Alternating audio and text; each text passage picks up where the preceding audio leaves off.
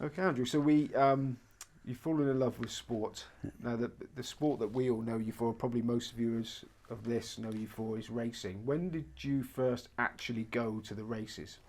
I first actually went in 1965 to the very last ever Scottish Grand National held at Bogside, because my parents, my grandparents lived in Ayrshire, so it wasn't very far to go to. So I went there when I was 12. Okay, so what do you remember most about that? Not too much. I just remember it was a really exciting day out for me. I loved it. I think Fort Leahy won it. I think I'd have to be 100% sure. But I remember that was, Pat Taff was out there. Yeah, 1965 I was there. And then from then on in I went to,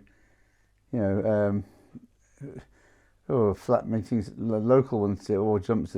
Obviously Wolverhampton's quite near here, but it was towards the late 60s when I really became absolutely obsessed with it, and I used to go to, meetings far and wide. And as I said, York was my favourite summer meeting, and it still is. But then, I used to go to Cheltenham for the winter sometimes, and everywhere really.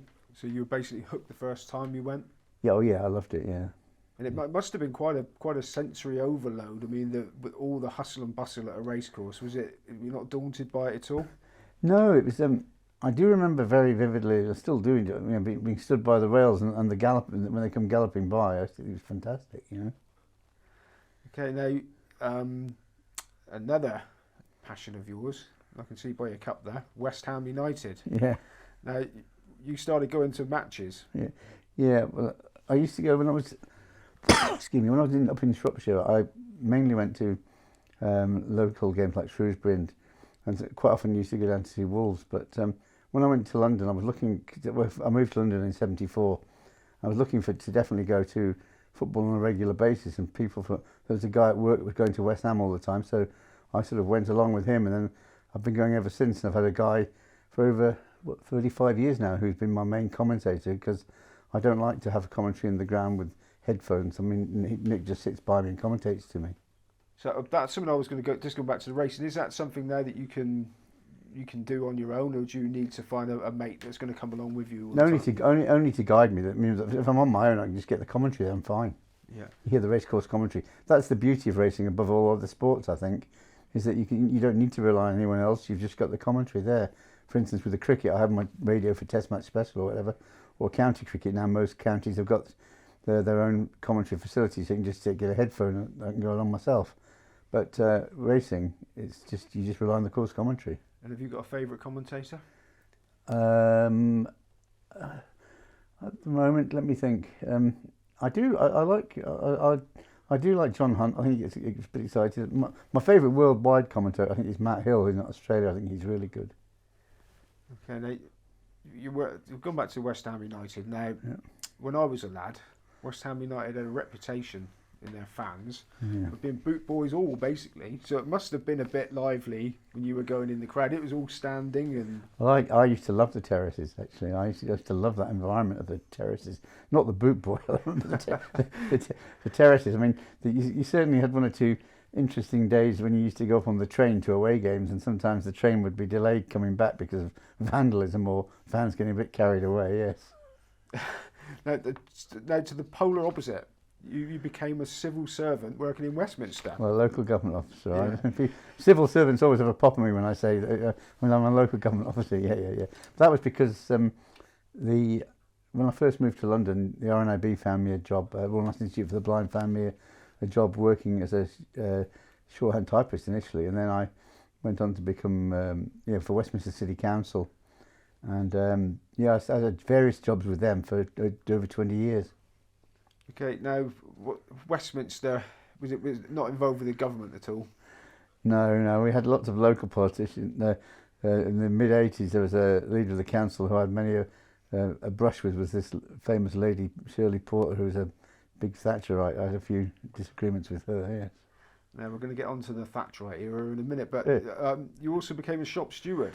Yeah, well, I've always been interested in politics, and it was... at the time, at first it was just the local office shop steward, and then I just thought it would give me more diversity in my work as well. So I went up to Westminster Council to be assistant branch secretary for what was then Nalgo, is now Unison, And yeah, I mean, I enjoyed some of that work. Now, is that why you found yourself on a miners' strike picket line? Now, that can't have been much fun. No, it wasn't. Yeah, it was because Westminster, we used to affiliate with various local branches at the time, up in Yorkshire or wherever, who needed support. You know, and I used to go up to various places for the demonstrations. You know, it wasn't much fun. It wasn't, but I've still got no regrets about it at all. And you, I take it you're not a massive fan of Mrs. Thatcher's legacy.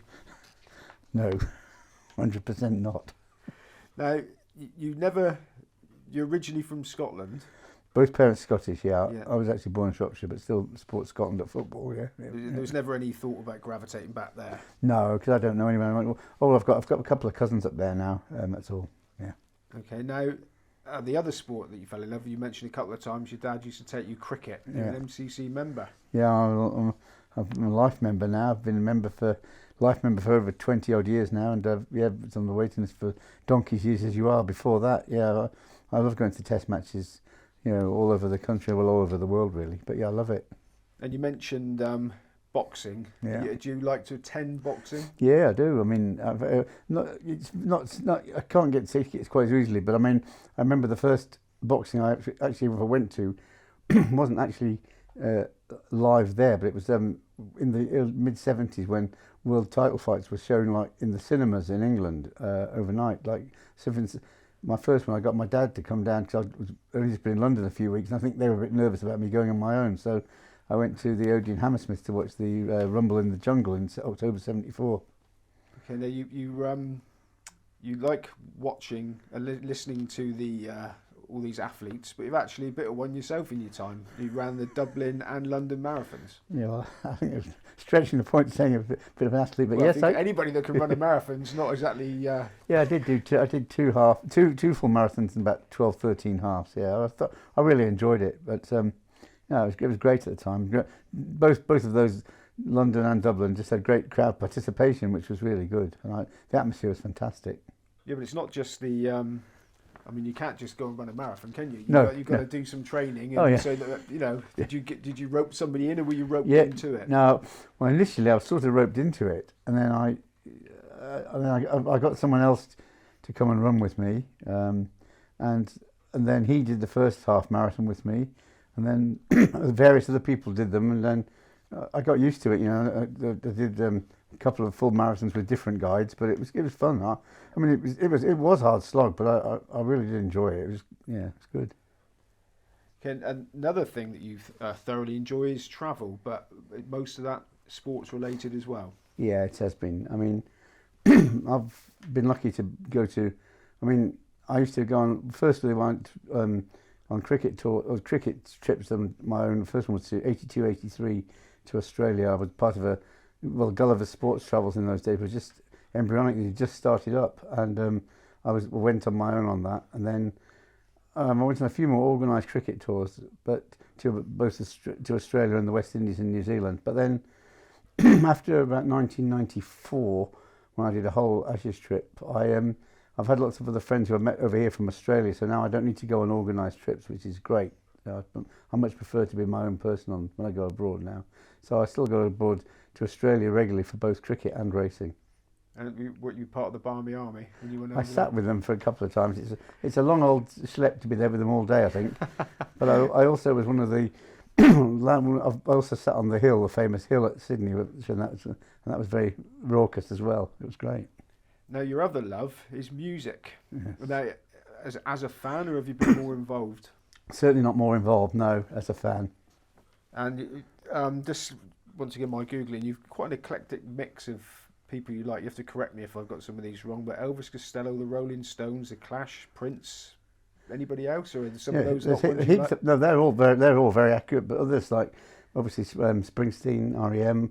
I mean, going back to the old days when people like Chuck Berry, but I think my music connection is far and wide. The Smiths, I mean, in those days, and through the 80s, various as the decades change, you still. But I mean, I'm very constant to things like Elvis Costello and the Clash, and you know the also at the time of the punk stuff was the New York scene with people like the Ramones and Television, Talking Heads. stuff like that, which I really still like, and I've still got a huge music collection down in London at the moment. Yeah, I'd like to have seen that. Yeah. So were you an active gig goer then? Yeah, I have always been. Yeah, always been. And when you were based in London, what sort of venues would you be going to? Who would have been the most memorable or maybe historical gig you went to? I suppose, in some ways, when Springsteen first came over in 1975 and did his famous concert at the Odeon Hammersmith on the Born to Run tour in November 1975, and then I enjoyed it so much. 6 days later, I went because it sold out the second one and paid £7 for a ticket from a tout to go to the second gig. But I know I've been to loads of gigs, and I remember the first one when I ever moved to London. That was an open air. It was Wembley Stadium with Crosby, Stills, Nash and Young, Joni Mitchell. It was really good. So you were right there when the punk era exploded. Yeah. You embraced that straight away. Yeah, I did. I mean, I think people at the Jam I love particularly, and obviously the Clash were great, and it was really changing times. And then Costello, obviously, I followed him well, as you probably read in your research. I mean, I've been to 100 Costello gigs in total. So. Have you ever met him? Yeah, well, on the 100th occasion. Fantastic. And a lot of people may or may not know this. Paisley Park was named after Prince's recording studio. Indeed it was, that's right, yes. That was because I was struggling to find a name for this horse that I got with Emma, and she'd got it, and I was, people always try and put names according to the breeding. Well, I struggle with that sometimes, to be honest with you. And I was here actually, and Prince had died that day, and I just thought, I'll call it Paisley Park. And the rest is history. Yeah, exactly, yeah.